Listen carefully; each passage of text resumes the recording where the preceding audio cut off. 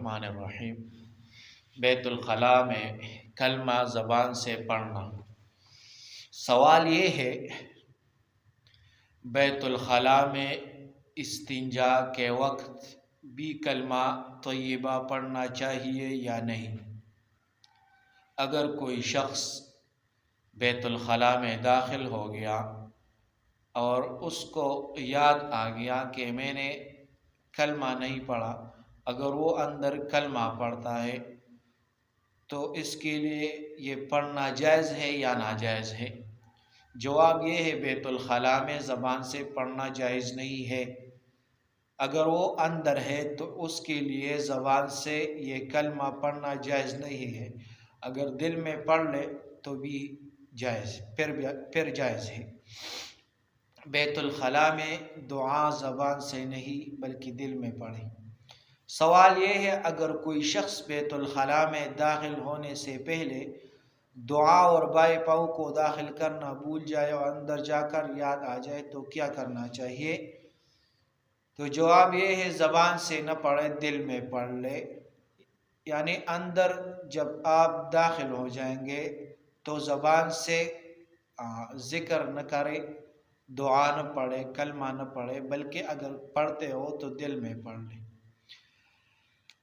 لفظ اللہ والا لاکٹ پہن کر بیت الخلاء میں جانا۔ سوال یہ ہے ایسے لاکٹ جن پر لفظ اللہ لکھا ہو انہیں ہر وقت گلے میں پہننے رہنا اور پہن کر باتھ روم وغیرہ میں جانا جائز ہے؟ کیا اس طرح خدائے بزرگ و برتر کے نام کی بے ادبی نہیں ہوتی؟ جواب یہ ہے بیت الخلاء میں جانے سے پہلے ان کو اتار دینا چاہیے۔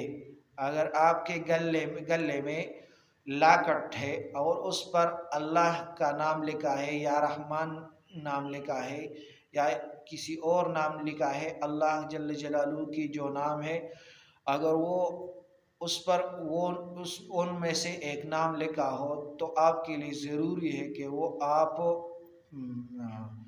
اتار دیں، کیونکہ یہ اللہ جل جلالہ کے ناموں کے بے ادبی ہے۔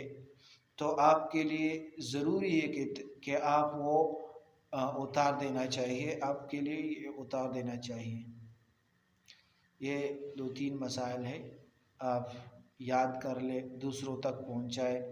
اکثر لوگ اس میں مبتلا ہے، اس کی گلے میں لاکٹ ہے اور اس پر اللہ جل جلالہ کا نام لکھا ہے، تو آپ کے لیے ضروری ہے کہ آپ یہ مسئلہ ان لوگوں تک پہنچائے جو اس سے خبر نہیں ہے، ان کو پتہ نہیں ہے، تو آپ کے لیے ضروری ہے کہ آپ ان کو خبر دیں اور اس کے بارے میں اس کے ساتھ یہ مسائل بیان کریں کہ یہ جائز نہیں ہے، تو آپ کے لیے اللہ جل جلالہ اجر دے گا۔